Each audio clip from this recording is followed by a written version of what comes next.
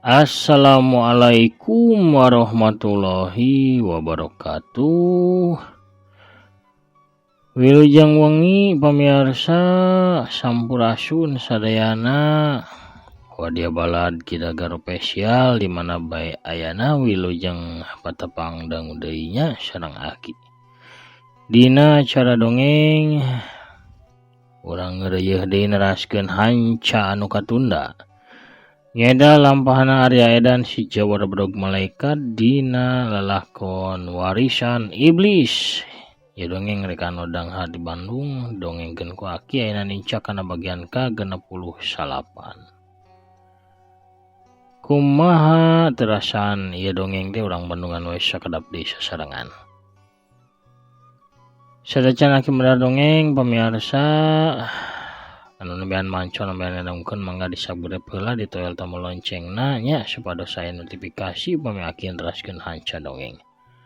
Hatur nuhun ka sadayana nu parantos subscribe, like, komen oge nge-share dongeng-dongeng aki. Mugi sadayana aya dina ganjar kawilujengan teu kirang sapapaosna sehat jag waringkas sehat lahir sinareng batin jembar manah gampil rezeki sarta tebih tina balai. Amin ya robbal alamin. Urang ngamparkeun deui nya sama kabuitanana pamirsa, urang teraskeun hanca dongengna parsamakna sor bajigurna mangga kaparayun sadayana prung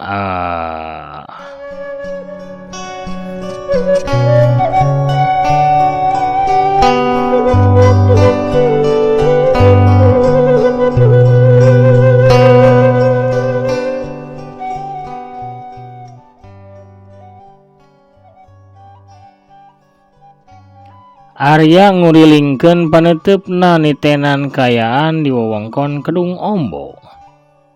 Panonna neuteub naliti kana umplukan batu-batu nu ngaderes di belah kenceun kedung. Aya nu aneh ya. Gerantos Arya dina hatena. Kunaon si jubah beureum anu ngaku ngaran Putri Sinting teh cicing di belah ditu. Ngabaris bareng jeung Dewi Siluman. Sarta aya di pihakna iblis rangkep jiwa. Bawa manehna kaasup anak buahna malaikat leang lahat. Arya tuluy nitenan umplukan batu di belah katuhu kedung. Ieu ge aneh. Kunaon dewa orok ngahiji jeung Dewi Siluman. Na manehna kairut kitu ku Dewi Siluman. Tapi nah Dewi Siluman cicing dipeuntaseun iblis rangkep jiwa. Jeung Niluh Padmi lain ngahiji barang di ditu apanan maranehna teh sakomplotan. Wah aya nu teu beres ieu mah. Arya terus nitenan kayaan di sabeureun kedung. Malaikat liang lahat can katempo aya di dieu. Nah beja ngeunaan rag-ragna kitab hideung ka manehna ukur beja kosong. Ujur kan saukur beja bohong. Atawa aya jalma meureun anu ngahaja nyieun siasat pikeun nyiar kauntungan pribadi. Arya Edan ngahulang loba pananya dina hatena anu teu panggih jawabanana. Dina kayan kitu ngadak aya nu ngalayang ti puncrut batu cadas bodas ngarah ka arah dirina. Atuh Arya teh rikat ngagajleng ka sisi, wut ceger brak. Taneuh urut nangtungna Arya nyeblok jero. Si oreng anu bieu ngarah ka dirina teh semplakan batu cadas anu ngahaja dibaledogeun di punclut batu. Ieu teh tempat lain tempat pikeun ngalamun, ceuk Raden Mas Sanak Bumi ngagero ka Arya. Saha ranjeun? Naon nu dilekapkeun ku ranjeun dinya? Arya kalah malik tumanya. Walaka sadut di ditah. Nyebutkeun ngaran kana ka malik cumanya si kehed. Adena handap bumi teh kukulutus.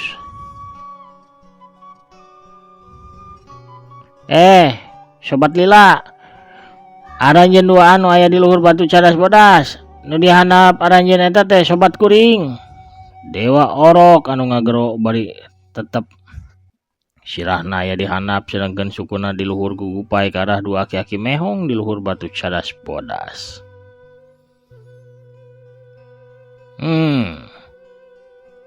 Sawutkeun saha ngaranna? Cek Raden Mas Luhur Langit ka Dewa Orok. Lamun manehna can sempet ganti ngaran mah manehna teh jajaka anu katelah Arya Edan. Murid tunggalna jelema setengah owah anu gelarna teh Uyut Owah.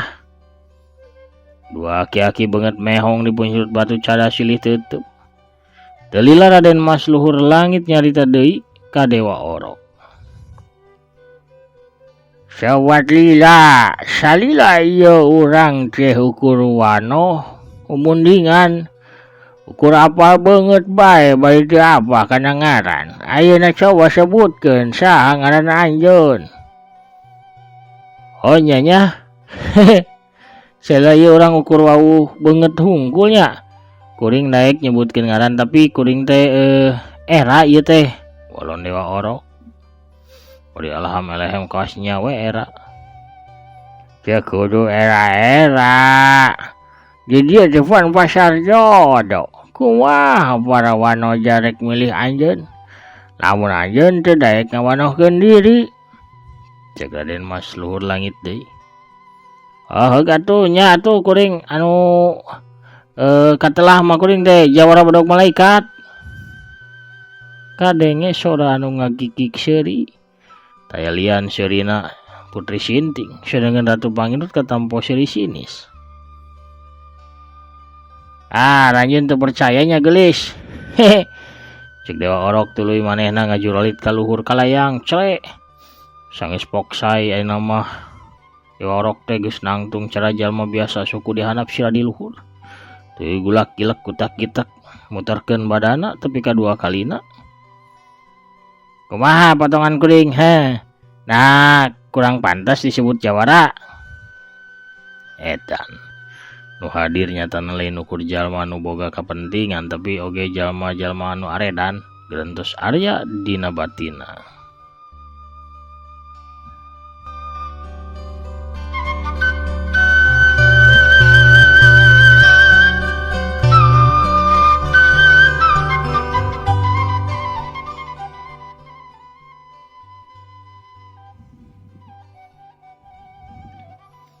Sedengkeun Dewi Siluman nempo kehadiran Arya Edan di dinya hatetang kumejot pisan hayang langsung nyampe ka Arya. Dewi Siluman harita ngolebat nuju ke arah pentas tapi sewaktu tepi kana amparan keusik nu aya di hareupeun gedung. Hiji galombang angin panas anu tarik ngatius narajang ka arah dirina. Daek teu daek Dewi Siluman gancang ngagajleng pikeun nyingkahan eta serangan nu datang ka hareupeun dirina.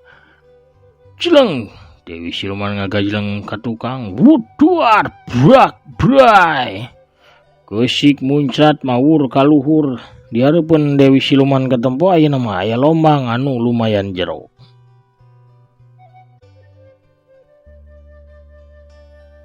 Dewi Siluman gancang neuteup ka luhur ka arah saung nu aya di punclut pasir batu sabab serangan bieu teh datangan ti arah dinya. Iblis ranggep jiwa katampo ngajega barijeng nulak cangkeng. Ulah aya nu wani-wani sia nyieun gerakan tanpa saizin kaula. Warina urang teh masih ngadago kadatangan tokoh sejena. Cek Iblis ranggep jiwa. Dewi Siluman ngepeulkeun dua leungeunna ti paparakat. Bari males nyentak ka Iblis ranggep jiwa. Eta mah urusan anjeun. Kaula boga urusan sorangan jeung eta jejaka teh. Paduli setan anjeun boga urusan jeung eta jejaka atawa henteu. Lamun anjeun keukeuh kapaksa, kaula wakanan dasa anjeun leuwih ti heula. Dewi Siluman can pati apal ka Iblis ranggep jiwa. Tapi nilik tina sababaraha tenggeulan anu dilepaskeunana. Dewi Siluman geus bisa ngijir. Lamun eta aki-aki dugul teh lain tokoh sambarangan. Saha sabenerna jalma anu keur ditutungguan ku anjeun teh? Cek Dewi Siluman deui. Anjeun kege bakal ningali ku panon anjeun sorangan. Ulah loba tatanya heula. Kalau Iblis tangkap jiwa. Sigana anu didaguan ku aki-aki dugul eta teh jalma anu disebut-sebut minangka nu nyakel kitab hideung. Lamun ngahayukeun kana kahayang hate asana aing teh hayang anu jajaten jeung eta aki-aki dugul. Tapi na bae Dewi Siluman teh antukna mangalengkah mundur tuluy ngagajleng kana salah sahiji batu. Nempo kadatanganana Arya Edan, si Jawara bedog malaikat, Ratu Pangirut katempo imut ngaglenyu. Sanajan hatena mah masih nyidem tu genah sabab can bisa mutuskeun naon anu kudu dilakukeun ka Dewa Orok. Jawara bedog malaikat, kunaon anjeun masih di dinya? Dewa Orok anu ngaku Jawara bedog malaikat rek ngolebat tapi gerakanna katahan sawaktu Ratu Pangirut malikeun badanna bari jeung nyentak. Kaula nyaho saha anjeun? Ulah macem-macem. Atuh Dewa Orok teh ngabige cicing tuluy silih teuteup jeung Arya Edan. Saterusna mah saduana teh seuri tinggalak ka kawas jalma teu hideung.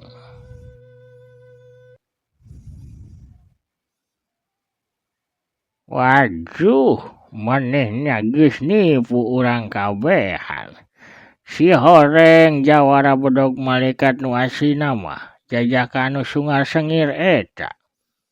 Cek Raden Mas luhur langit dipunclut batu cadas.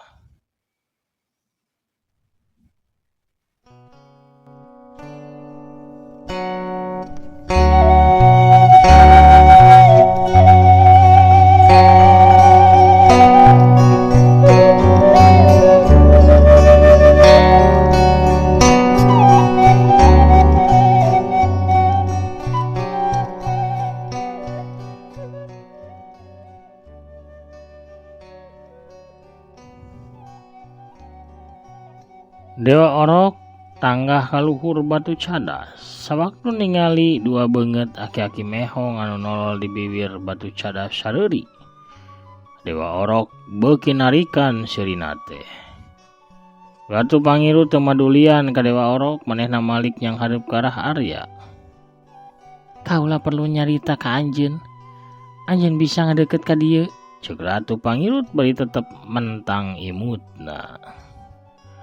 Arya sakadapan nimbang-nimbang keputusanana teu lila Arya teh ngalengkah meuntasan amparan keusik nuju ka tempat cicingna Ratu Pangirut jeung Dewa Orok. Dina kayan kitu ngadadak kadenge sora kuda anu keur lumpat tarik bari jeung kadenge hihiem. Cenah kitu pamirsa. Kabeh ngagebeg tuluy neuteup ka arah datangna sora. Di arah satu kangen batu cadas aya hiji kuda keur lumpat tarik nuju ka arah kedung. Matak aneh pikeun sakabeh jalma nu aya di dinya. Eta kuda teh eueuh nu ngadalikeun, lumpat tarik bari eueuh anu numpakan. Tapi lumpatna kawas dikadalikeun ku jalma. Kuda terus hihiem bari lumpat ngabiwur tarik ngalewatan amparan keusik. Daya saurang ge anu nyieun gerakan. Kabeh ge ukur merhatikeun ka kuda anu beuki deukeut ka arah kedung. Sakabeh jalma nyangka lamun eta kuda teh bakal ngagejebur asup atawa ngagajleng ka jero kedung sabab jarak kuda jeung bibir kedung teh kari 2 tumbak deui. Tapina sajengkal deui kuda tepi ka bibir kedung. Ngadadak aya sabuan gelombang angin tarik anu ngadius ka arah kuda. Des. Kuda ngahiem tarik naker gerakan lompatna katahan saharita. Kuda ngajerehem beri 2 suku hareupna teh ngangkat ka luhur. Saterusna kuda teh mecleng dibanding tarik ka tukang aya kana 5 tumbakna. Kuda hihiem sakedeung tuluyna mah ngulapes teu usik deui. Cai kedung ombo kur pandes dihias ku mayit-mayit jalma sasab anu teu daek nurut kana perintah kaula. Kadenge sora anu ngagorowok tarik sanggeusna kuda teh cicing. Malaikat yang lahat. Kadenge anu ngageroti puncut pasir batu di mana didinya aya saung hideung.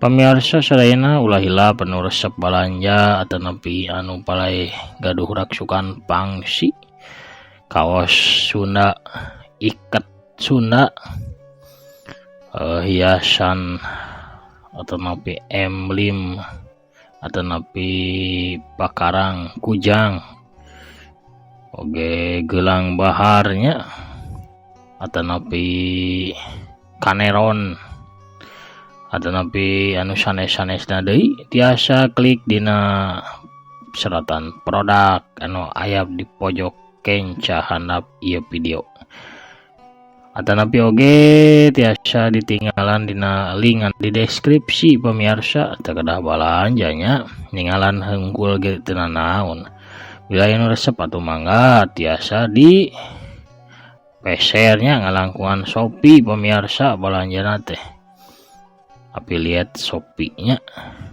mangga sakitu panginten bewarana urang lajengkeun deui dongengna.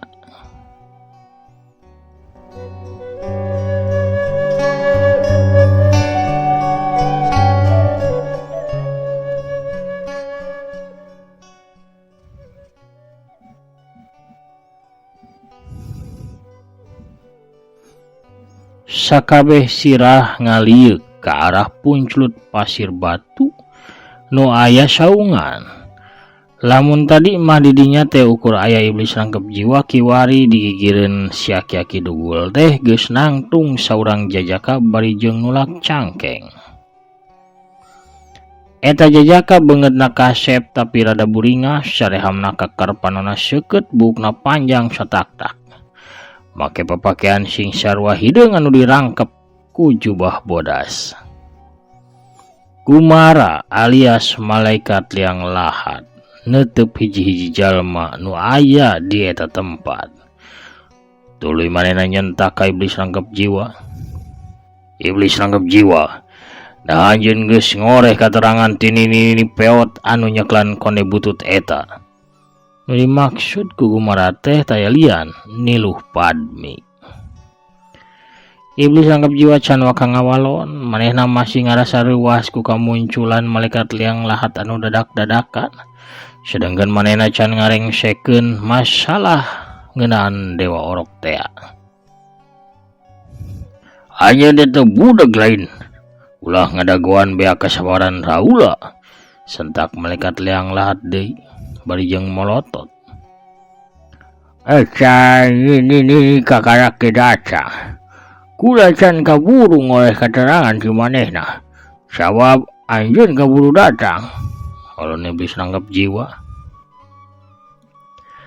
Kawas nu geus dicaritakeun lamun Niluh Padmi teh teu datang tina riungan di puncut pasir Salamangleng. Niluh Padmi geus nyaritakeun alasanana ngan bae ka Ratu Pangirut lainna ka iblis rangkep jiwa.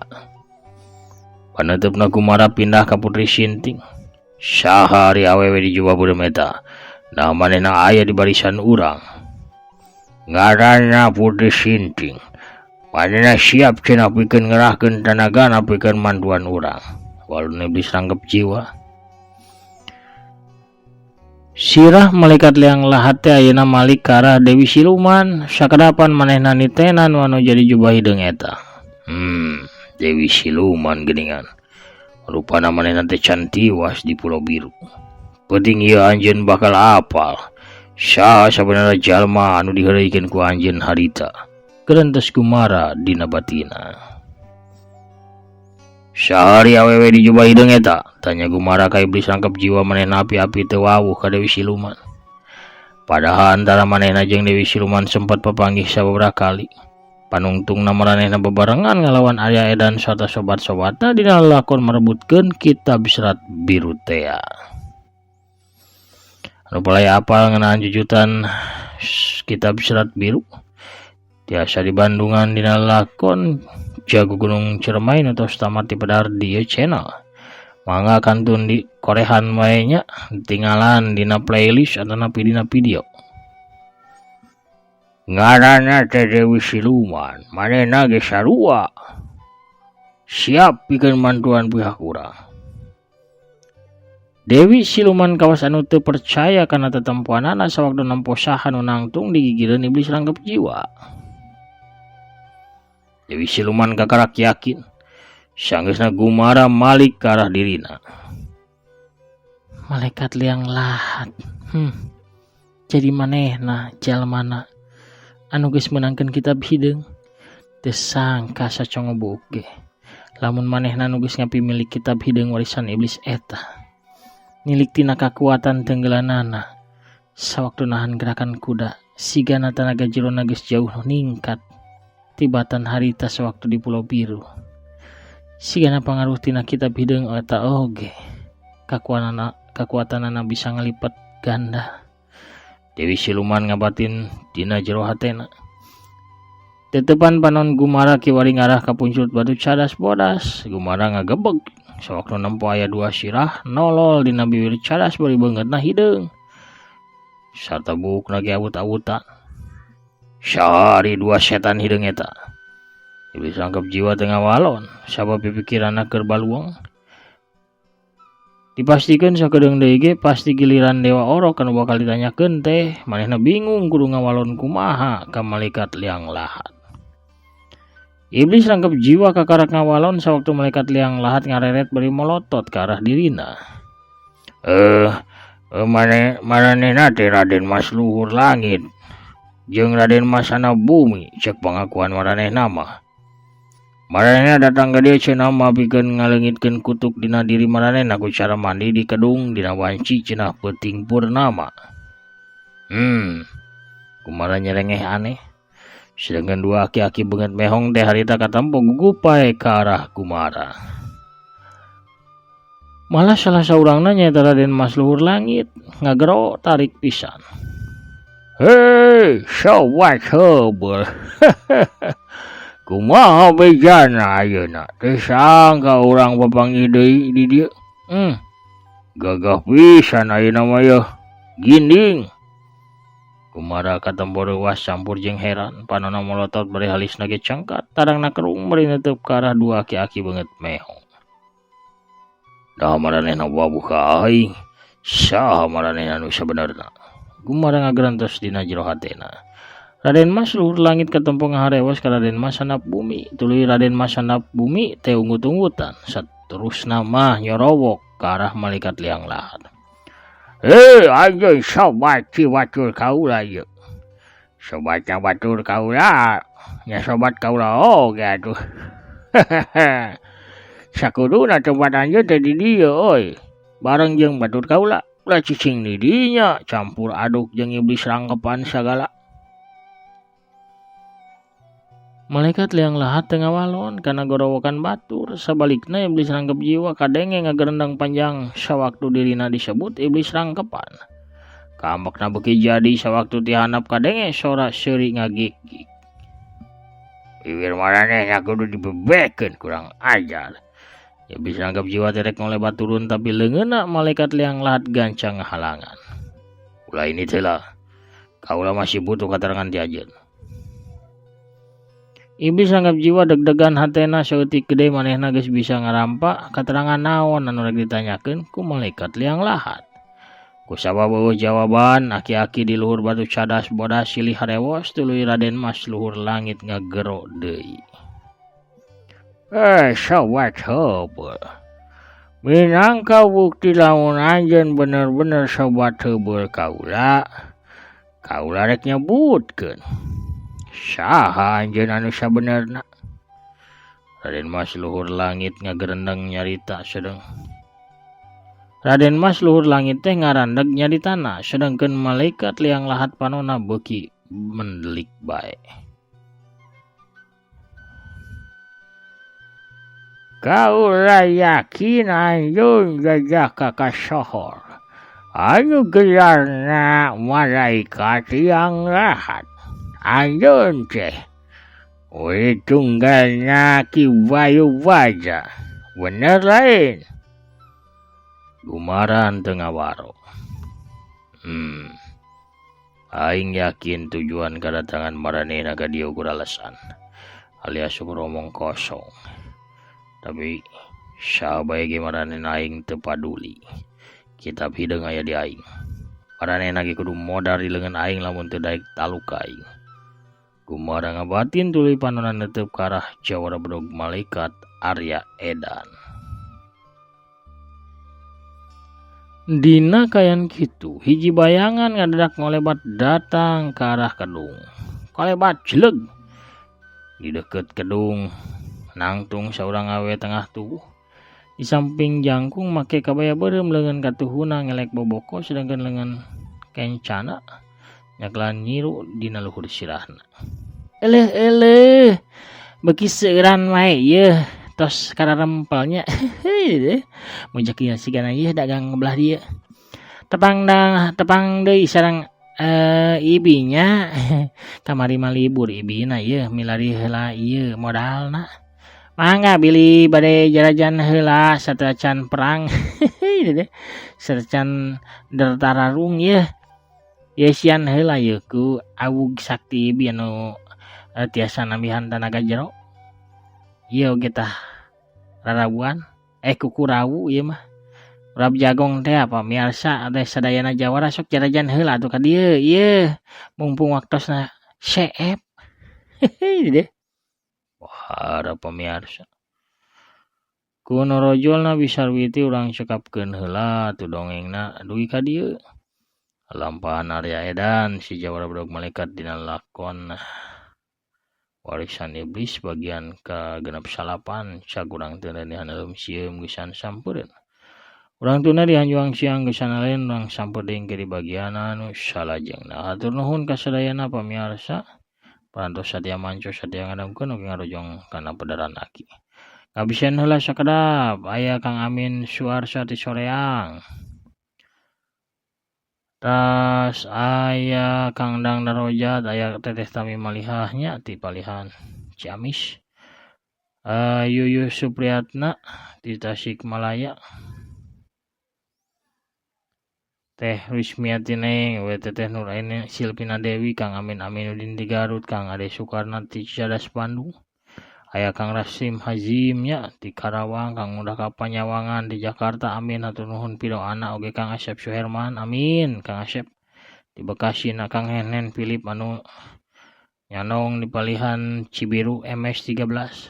Teteh Hanita Parel di Palihan Ukar oge Kang Jaya Sumpena di Jakarta Timur, amin. Hatur nuhun pidoana. Kang Andi benar sendal di pengrajin UMKM pemirsa. Mangga bilih bade ngaborong sendal di Palihan Bogor. Teh Yulinda Belia atur nuhun jempolna di Palihan Tasik Kang Prabu Arjuna oge ti Banjar. Kang Setia Budi Jawara Kopi Sakti ti Tasikmalaya. Bagus Somandri ti Garutna, Teh Linda Imut ti Palihan Bandung, Dei Suliani ti Cianjur, Teteh Intan Ramadhani ti Garut, Kang Wawan Setiawan ya di unit Emirat Arab.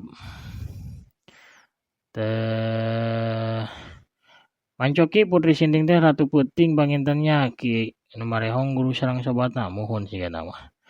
Aulia Adam tas aya Made 95 tur nuhun sadayana pamirsa parantos hadir. Panginten sakitu heula nya nu kapihatur wengi ieu carios Warisan Iblisna anu bagian ke-68. Urang cekapkeun heula kina amit pungkur heula pamirsa. Mugi sadayana berkah rahayu sakulawargi. Amin. Assalamualaikum warahmatullahi wabarakatuh. Permios cagah hanca.